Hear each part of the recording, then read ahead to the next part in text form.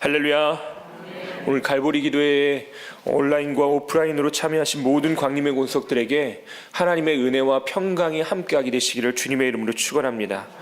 오늘 여러분과 마태복음 1장 18절부터 25절까지 말씀을 통해서 그들의 죄에서 구원할 자이심이라, 그들의 죄에서 구원할 자이심이라 라는 제목으로 함께 말씀을 나누도록 하겠습니다. 오늘 우리가 읽은 말씀은 성경의 순서상 구약과 신약 사이에 놓여있는 책의 첫머리입니다.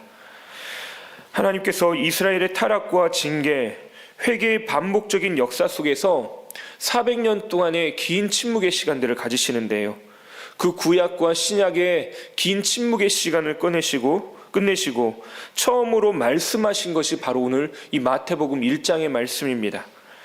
예수 그리스도의 나심은 이러하니라 라고 말씀하시는 이 본문은요, 아무런 소리도 들리지 않고 긴 어둠을 끝내고 나서 우리에게 하신 하나님의 첫 번째 말씀이기 때문에 너무나도 중요한 메시지입니다.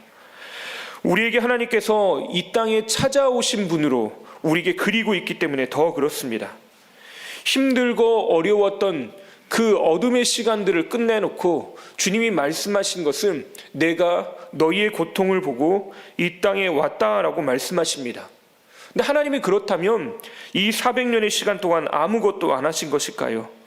하나님은 이 긴 시간 동안 이 땅에 비추실 빛을 준비하셨습니다. 그리고 우리 가운데 말씀하시면서 수많은 사람들을 통해서 그 하나님의 역사들을 끊임없이 이어오셨고, 그것을 예수 그리스도의 나심의 거룩한 통로로 사용하셨습니다. 이 땅에 주님은 다시 오실 텐데요, 그 일들 가운데 우리도 동일하게 사용하실 것입니다.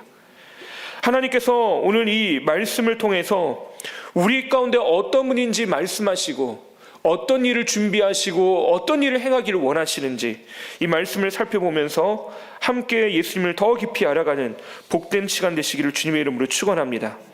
첫 번째로, 예수님은 우리를 죄에서 구원하시는 구원자로 오셨습니다. 우리를 죄에서 구원하시는 구원자이십니다. 마태복음은 유대인을 향한 복음서로 알려져 있습니다. 이 복음서에서 마태는 16장의 말씀을 통해서 우리에게 질문을 합니다. 너는 예수님을 믿을 수 있는가? 당신은 예수님을 누구라고 고백하는가? 라고 하는 질문입니다. 그래서 이 첫머리에 족보를 이야기하면서 족보를 통해서 우리에게 확인하고 싶으신 것이 있습니다. 예수님이 나와 아무런 상관이 없는 분인 줄 알았는데 따져봤더니, 족보를 거슬러 봤더니 예수님과 나는 너무나도 긴밀한 관계에 있더라는 것입니다. 아무런 관계가 없는 분이 아니라 나와 너무나도 밀접한 관계에 있는 분이 바로 예수님입니다. 유대인들은 자신들의 족보를 굉장히 중요하게 여깁니다. 특히 나는 아브라함의 자손이다 라고 여겼지요. 그 아브라함과 예수님이 아무런 상관없는 존재가 아니라, 내가 그분의 자녀라고 믿는, 내가 아브라함의 자녀라고 믿는 내가 예수님과 아무런 상관없는 존재가 아니라 너무나도 가까운 존재라는 걸 깨닫게 되는 거죠. 그리고 읽은 말씀 21절에 이렇게 말씀합니다. 아들을 낳으리니 예수라 하라. 이는 그가 자기 백성을 그들의 죄에서 구원할 자이심이라 하니라. 그 아무런 상관없는 존재가 아니라 나와 너무나도 밀접한 관계에 있던 그분이 우리를 구원하시기 위해 오신 메시아라고 말씀하고 있다는 것입니다. 우리가 잘 알고 있는 것처럼 예수라는 이름은요, 구원자를 뜻을 가지고 있습니다. 히브리어로 예호슈아라고 하는 이 말은 예수와의 헬라어 표현입니다. 기독교 신앙에서 예수님이 우리를 죄에서 살리신 구원자란 말은 너무나도 중요한, 그 어떤 것과도 바꿀 수 없는 가장 중요한 표현 중에 하나입니다. 요한복음 8장을 보면 가늠하다 잡힌 한 여인이 등장합니다. 이 여인이 잡혀오던 그날 밤은 아이러니하게도 수많은 사람들이 밤을 새며 성전을 돌며 용서를 구하는 찬양을 하던 초막절 마지막 날 밤이었습니다. 죄를 용서하시는 하나님을 찬양하던 그 시기에 한 여인을 정죄하기 위해서, 또 예수님의 잘못을 찾기 위해서 사람들은 혈안이 되어 있었던 것입니다. 그런데 이 땅에 오신 예수님은 그 그날 밤에 잡혀온 여인에게 무엇을 하십니까? 그 여인을 정죄할 거리를 찾는 것 대신에 어떻게 하면 이 여인을 살려낼지에 대해서 예수님은 관심을 갖고 계셨습니다. 요한복음 8장 11절에 이렇게 말씀하십니다. 예수께서 이르시되 나도 너를 정죄하지 아니하노니 가서 다시는 죄를 범하지 말라 하시니라. 약하고 깨어지기 쉽고 아픈 우리의 삶을 하나님은 내버려 두지 않으시고 하나님은 살려내고 구원하기를 원하신다고 말씀하십니다. 그래서 예수님이 이 땅에 오신 이유를 이렇게 이야기하시는데요. 요한복음 10장 10절부터 11절에 도둑이 오는 것은 도둑질하고 죽이고 멸망시키려는 것뿐이요 내가 온 것은 양으로 생명을 얻게 하고 더 풍성히 얻게 하려는 것이라. 나는 선한 목자라. 선한 목자는 양들을 위하여 목숨을 버리거니와. 주님이 오신 이유는 단 한 가지랍니다. 양들을 위해서 목숨을 버리기 위해. 왜 버리십니까? 생명을 얻게 하기 위해서, 그리고 더 나아가 더 풍성히 얻게 하기 위해서 이 땅에 주님이 오셨다는 겁니다. 나를 살리기 위해서 오셨습니다. 가치 없는 것 보이고 손가락질 당하고 때로는 연약하여 죽을 수밖에 없는 우리와 같은 죄인, 나 같은 죄인을 위해서 주님께서 이 땅에 오셨다고 말씀하십니다. 이것이 예수님이 오신 이유라는 것이죠. 예수님이 죄를 구원하시는 은혜는 십자가에서 클라이막스를 맞이하게 됩니다. 그가 찔림은 우리의 허물 때문이요 그가 상함은 우리의 죄악 때문이라. 그가 징계를 받음으로 우리는 평화를 누리고 그가 채찍에 맞음으로 우리는 나음을 받았도다. 주님은 나의 모든 것을 대신하여 지시기 위해서 십자가를 지셨습니다. 그리고 우리에게 그 입술로 고백하게 만드십니다. 그 주님의 사랑을 찬양하고 그 십자가 앞에서 내 죄악을 내려놓고 내가 주님께 때문에 살게 되었습니다, 내가 주님 때문에 살아났습니다라고 하는 고백을 하기를 원하고 계시는 것입니다. 더욱 간절한 마음으로 우리가 하나님 앞에 나아가기를 원하는 마음이 나아가야 되는 이유가 바로 여기 있습니다. 주님의 십자가를 붙드는 이 사순절 절기에 우리의 죄와 연약함을 그 십자가 앞에 다 내려놓으시기를 바랍니다. 더욱 간절한 마음으로 예수님 앞에 나아가시는 저와 여러분 되시기를 바랍니다. 십자가 앞에 나아가면 거기에 비로소 생명이 있습니다. 주님은 그 십자가에서 우리의 모든 죄를 도말하시고 우리를 용서하시고 살려내기를 원하십니다. 더 나아가 아프고 상하고 고통받는 자리에 있는 우리를 치유하시고 평화를 누리게 하시고 나음을 받게 하기를 원하고 계십니다.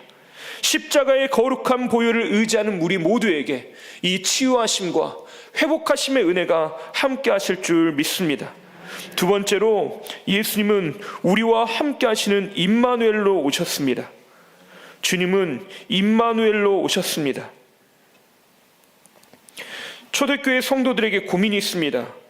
죽을 각오를 하고 예수님을 믿었는데 예수님이 오신다라고 하는 증거가 희미해진다라는 사실이었습니다. 사회적으로 손가락질 당하고 외면당해도 예수님을 믿고 따랐습니다. 경제적인 부와 명예를 포기하기도 했습니다. 때로는 인간다운 삶도 포기할 때도 있었죠. 예수님께 전부를 걸었는데 예수님이 오신다라는 약속이 희미해지는 것을 보며 얼마나 고통스러웠을까요? 그 절규의 상황 가운데 예수님이 어떻게 응답하셨습니까? 마태복음 1장 23절에 보라 처녀가 잉타여 아들을 낳을 것이요 그의 이름은 임마누엘이라 하리라 하셨으니 이를 번역한즉 하나님이 우리와 함께 계시다 함이라. 그분의 이름을 예수라고도 가르쳐 주셨지만 그분의 이름을 또 가르쳐 주시는데 임마누엘이라고 가르쳐 주십니다. 이사야의 예언의 말씀을 인용하면서 그렇게 약속을 우리에게 이렇게 성취하시죠. 하나님이 우리와 함께 계시다. 요한복음 1장 14절에 말씀이 육신이 되어 우리 가운데 거하심에 우리가 그의 영광을 보니 아버지의 독생자의 영광이요 은혜와 진리가 충만하더라. 태초에 말씀이 계셨다라고 하는 요한복음의 선언을 하시면서 하나님께서 그 말씀으로 온 세상을 만드셨는데 그 말씀이 육신이 되어서 인간의 몸을 입고 이 땅 가운데 우리와 함께 하시는다고 약속하고 계십니다.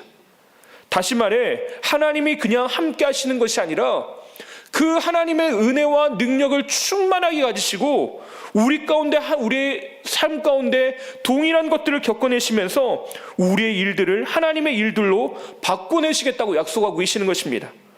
천지 창조의 순간 어그러지고 어둠뿐이고 공허하던 그 모든 세상을 참 보기 좋았다라고 말씀하시는 그 세상으로 바꿔내셨던 것처럼 말씀이 육신이 되어 우리 가운데 함께 거하심으로 말미암아 그 일을 이루시겠다고 약속하고 계시는 거죠.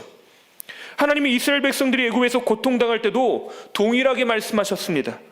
출애굽기 3장 7절부터 8절에 여호와께서 이르시되 내가 애굽에 있는 내 백성의 고통을 분명히 보고 그들이 그들의 감독자로 말미암은 부르짐을 듣고 그 근심을 알고 내가 내려가서 그들을 애굽인의 손에서 건져내고 그들을 그 땅에서 인도하여 아름답고 광대한 땅 젖과 꿀이 흐르는 땅으로 데려가려 하노라. 보았고 듣고 알고 내려가서 건져내고 인도하여 데려가겠다라고 말씀하십니다. 하나님께서 여호와 하나님이 친히 찾아오셔서 그 일을 이루시겠다고 약속하십니다. 천지를 만드신 하나님이 피조 세계에 오셔서 하나님의 일들을 이루시겠다고 약속하고 계시는 것입니다. 하나님이 우리와 함께 하신다는 건요, 단순히 몸만 여기에 와 있다는 것이 아니라 그 하나님의 신적인 능력들을 동일하게 이루시겠다고 하는 약속인 것입니다. 미국에 상징인 흰머리 독수리가 있습니다. 이 독수리가 어느 날 사냥꾼에게 잡혔습니다. 그런데 안타깝게도 우리에 있는 동안 2주 만에 죽게 되었답니다. 왜 그런가 봤더니 날지 못하고 날개를 펴지 못했던 독수리가 결국 죽고 말았다는 겁니다. 독수리는 하늘의 영광을 빼앗기면 죽는 겁니다. 그런데 하나님은 어떻게 하셨습니까? 스스로요, 자신이 만든 세상에 자기 자신을 우겨 넣으셨습니다. 그러면 어떻게 됩니까? 죽는 겁니다. 죄송한 표현이지만 죽을 수밖에 없습니다. 뉴스 지면에 온갖 범죄로 가득한 이 세상, 나 자신을 버리고 죽을 만큼 사랑스럽겠습니까? 온갖 사회악이 가득한 이 세상이 하나님이 정말로 사랑할 만큼 아름다운 세상일까요? 말도 섞기를 싫은 사람을 위해서 죽을 만한 가치가 있다고 여러분 생각합니까? 그런데 요한복음 3장 16절에 봤더니 하나님이 세상을 이처럼 사랑하사 독생자를 주셨으니 라고 우리에게 분명히 약속하십니다. 우리를 사랑하셨다고 말씀하십니다. 하나님께서 그래서 이 땅에 오셨다고 말씀하십니다. 아직 죄인 되었을 때 우리를 위해서 죽기로 결정하시고 이 땅에 오셨다고 말씀하십니다. 나의 인생에 동행하시고 함께 하시겠다고 약속하신 거죠. 말로만 사랑한다 말씀하지 않으시고 실제로 자신의 몸을 우리 가운데 우리와 같은 처지로 만드시고 우리를 위해서 모든 것을 받아내시는 하나님으로 오셨다는 겁니다.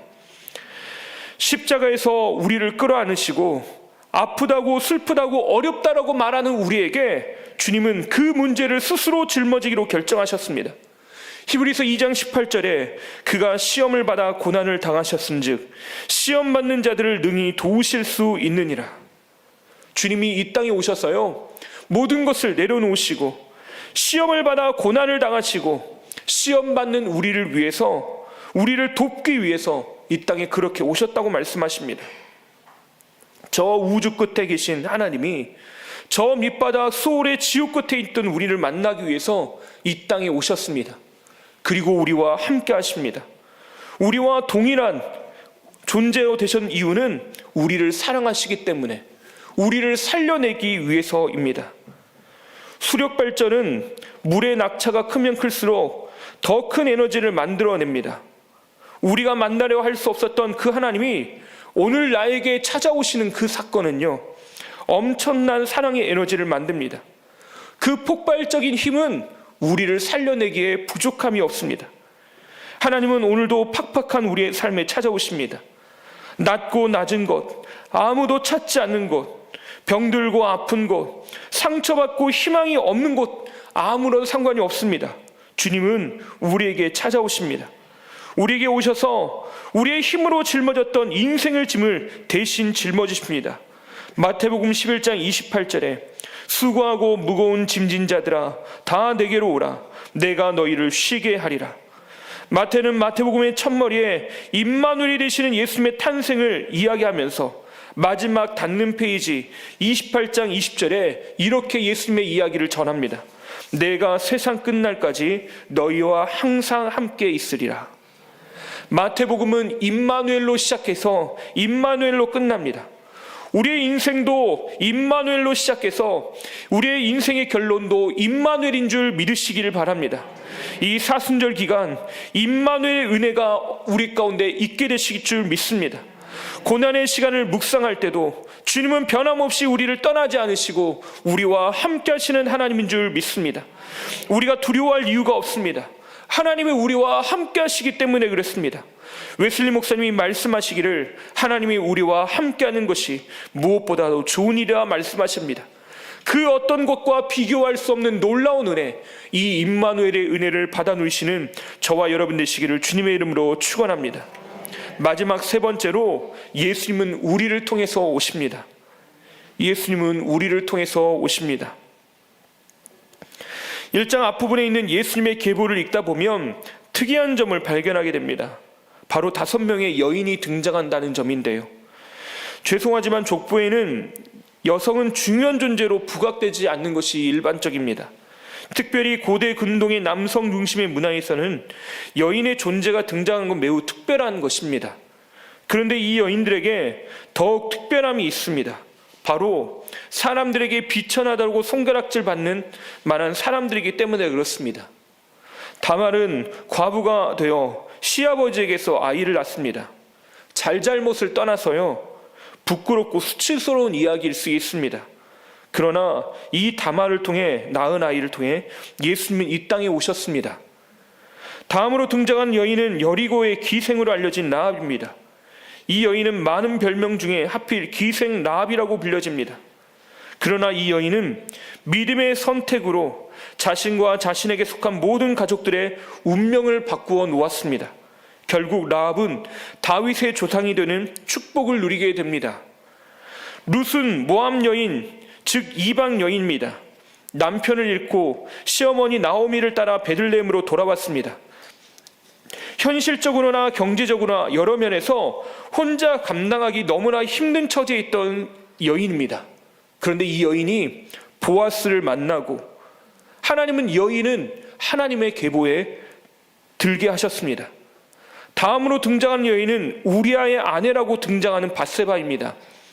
여기서 이름이 등장하지 않고 다윗의 아내 밧세바라고도 소개되지 않습니다.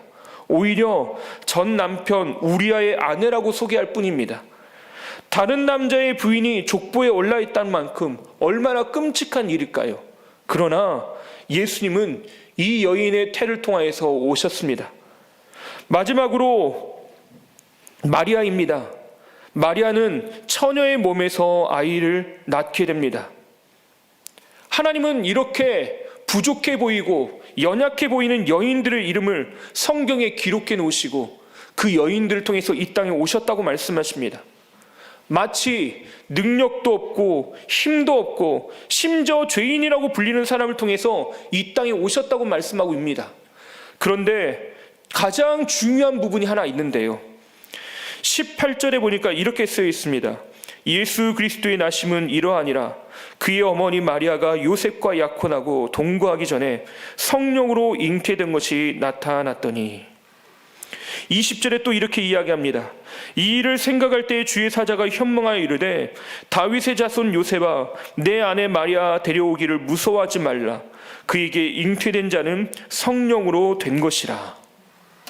여러분, 여기서 중요한 단어가 뭐라고 생각하십니까? 바로 성령으로 잉태되었다. 성령을 통해서 이 땅에 오셨다라는 것입니다. 주님이 이 땅에 오시는 통로가 무엇이었다는 것입니까? 하나님 자신이었습니다. 성령님께서 역사하시는 것을 통해서 죄인이, 힘도 없는 사람이, 능력도 없는 사람이 예수님의 오시는 통로가 되었다라는 것입니다. 우리가 주님의 오시는 통로로 쓰임받을 유일한 비결이 무엇입니까? 성령의 은혜를 구하는 것입니다. 주님, 나를 통해서 이 땅에 주님이 드러나게 해주십시오. 함께 하심이 우리 가운데 드러나게 해주십시오. 주님, 이 땅에 다시 오시는 그 거룩한 동로로 나를 사용하여 주십시오라고 고백할 때 우리가 구하여야 될 것은 바로 이 성령 하나님의 은혜이라는 것입니다. 십자가를 붙들고 나아갈 때마다 우리가 성령의 은혜를 구해야 합니다. 성령님, 내 삶을 조명하여 주십시오. 충만하게 오늘도 역사하여 주시고 거하여 주십시오. 그래서 나로 하여금 주님이 다시 오시는 통로로 사용해 주십시오.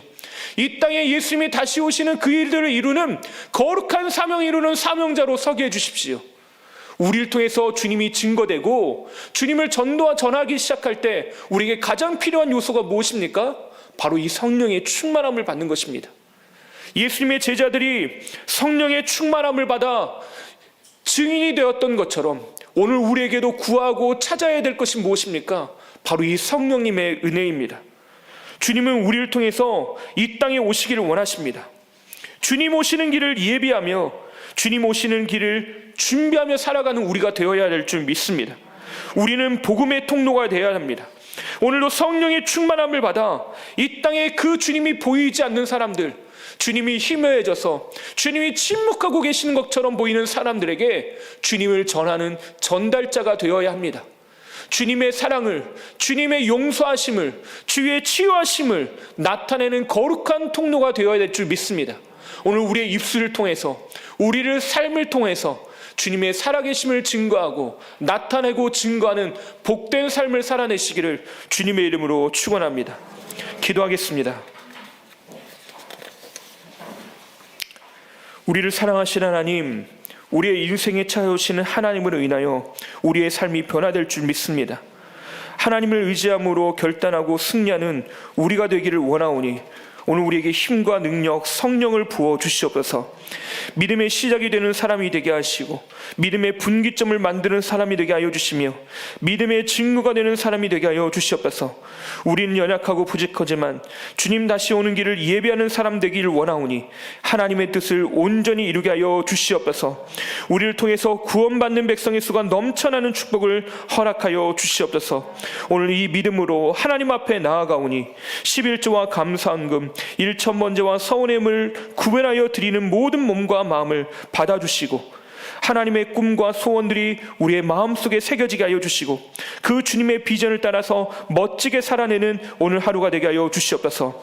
하늘의 풍성한 은혜를 누리게 하여 주시옵소서. 오늘 이 하루도 주님께서 주시는 놀라운 사랑과 은혜로 가슴 뛰게 하여 주시고 하나님 나라의 꿈을 향해 한 걸음 더 나아가는 시간 되게 하실 줄 믿사오며 예수님의 이름으로 기도하옵나이다. 아멘.